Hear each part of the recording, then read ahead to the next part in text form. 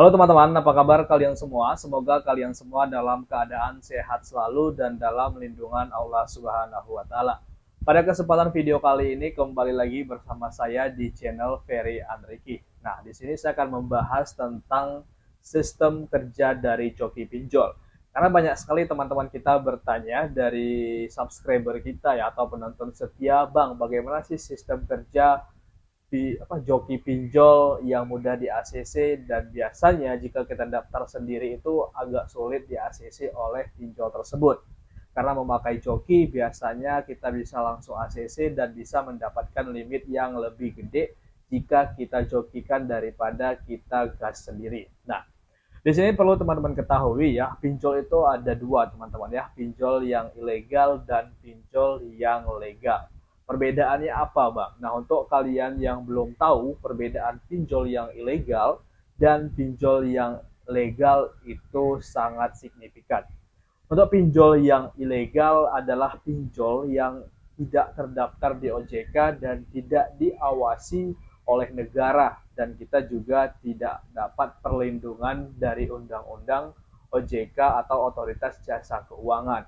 Jadi mereka ilegal pendiriannya, tidak ada surat resmi atau surat perintah atau surat pengesahan dari sebuah instansi atau negara bahwa mereka itu berdiri untuk memberikan atau membuat PT di salah satu fintech ya atau di keuangan.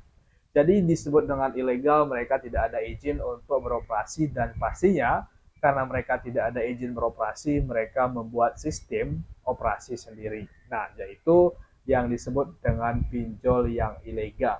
Nah, jadi perbedaan pinjol yang ilegal dan legal itu ya itu tadi, yang ilegal tidak ada izin dari negara atau tidak ada surat kerja atau pembangunan PT dari OJK atau Otoritas Jasa Keuangan. Kalau yang legal itu ada teman-teman ya. Jadi perbedaannya itu.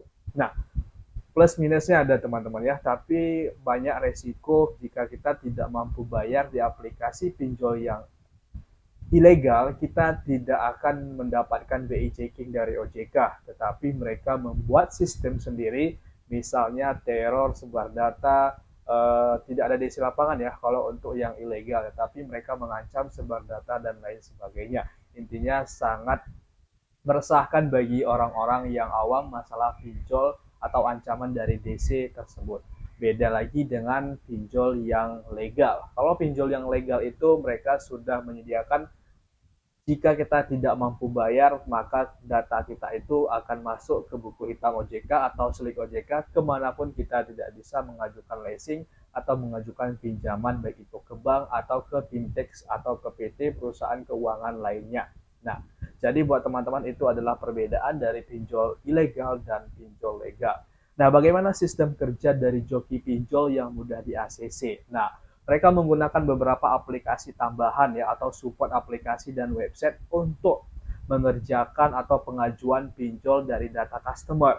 Misalnya teman-teman memberikan data pribadi teman-teman kepada joki pinjol, mereka bisa mencairkan limit dengan nama dan data pribadi teman-teman dengan HP yang sudah disediakan. Nah, misalnya di sini, ini HP yang sudah disediakan oleh joki pinjol, yang mana HP ini sebenarnya kosong, tidak ada data pribadi dan lain sebagainya. Jika kita mau menjoki kepada joki pinjol tersebut, mereka akan menginstal aplikasi tambahan, akan mengupload foto dan membuat kontak darurat atau lain sebagainya. Intinya HP ini seolah-olah milik teman-teman pribadi karena disesuaikan dengan data yang teman-teman kirim ke joki pinjol, mulai dari KTP, foto selfie, nomor HP, itu semua diinstal di sini dan seolah-olah teman-teman memang yang mempunyai HP tersebut. Nah, setelah mereka selesai mengoperasikan atau membuat sistem di aplikasi atau di HP yang sudah disediakan khusus untuk mengajukan pinjol, karena dia adalah joki pinjol, maka mereka bisa mendapat ACC dari beberapa pinjol yang ilegal. Karena ini hanya berlaku untuk pinjol yang ilegal. Kecuali teman-teman memang data teman-teman itu bersih, belum pernah galbay, atau belum pernah dapat BI checking dari OJK, maka masih bisa diajukan ke pinjol yang legal atau yang terdaftar di OJK. Nah, saran dari saya buat teman-teman semuanya, Buat teman-teman yang ingin menjokikan data teman-teman ke pinjol atau ke joki pinjol, sebaiknya hati-hati teman-teman ya. Buat kalian yang awam, jangan coba-coba mengajukan atau memberikan data pribadi ke joki pinjol. Karena bisa jadi walaupun kita mendaftar dengan HP joki tersebut, tetapi mempunyai data pribadi kita, pastinya data kita itu terancam teman-teman ya. Terancam bakal dibajak, bakal kesebar, dan lain sebagainya. Karena dengan uang biasanya cair untuk kita pemula atau peminjam pertama dari pinjol itu paling gede sekitar 1,5 juta sampai 2,5 juta. Nah, gara-gara kita itu menjokikan pinjol ke joki pinjol, mereka bisa menggunakan data kita itu dengan ke sistem lain. Misalnya ada pinjam ke bank dan lain sebagainya, karena data pribadi kita sudah kita serahkan kepada joki pinjol tersebut. Nah, jadi buat teman-teman semuanya yang ingin atau masih berniat tentang menjokikan datanya ke pinjol, sebaiknya hati-hati sebelum teman-teman terjebak atau terjerumus ke jalan yang sesat. Karena semuanya itu tidak ada hal positifnya jika kita niat kita itu galbay atau tidak mau bayar. Nah, karena memang hutang itu wajib dibayar teman-teman ya. Baik itu ilegal atau legal, memang itu wajib kita bayar. Nah, dan perlu teman-teman ketahui, jika telah di ACC di pinjol yang ilegal, pastinya ada bunga, ada tenor, dan pastinya bunga itu sangat gede teman-teman ya.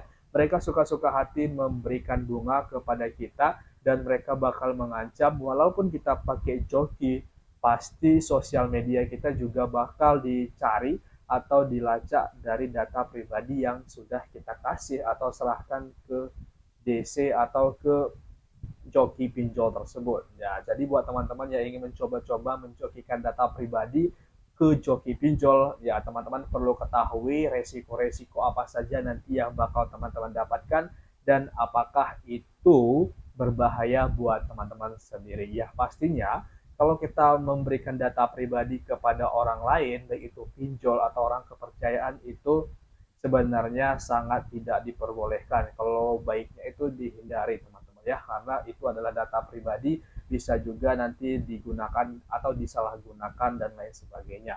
Nah, jadi buat teman-teman begitulah sistem kerja dari joki pinjol. Walaupun mereka joki, pastinya ada kekurangan dan kelebihan dari mereka tersebut. Misalnya kelebihannya bisa mencairkan limit dari aplikasi pinjol, dan kekurangannya sangat banyak, pastinya berdampak negatif kepada kita sebagai pemilik data pribadi yang sudah disebarkan atau setelah didaftarkan ke pinjol-pinjol yang ilegal tersebut. Nah, mungkin buat teman-teman semuanya ini bisa menjadi bahan pertimbangan teman-teman untuk tidak atau untuk mempertimbangkan kembali jika teman-teman ingin mendaftarkan data pribadi teman-teman itu ke joki pinjol, yaitu joki pinjol legal dan ilegal, karena semuanya pasti ada resikonya masing-masing. Nah, jadi buat teman-teman mungkin di video kali cukup sekian, semoga bermanfaat. Jangan lupa like, comment, dan subscribe. See you next time.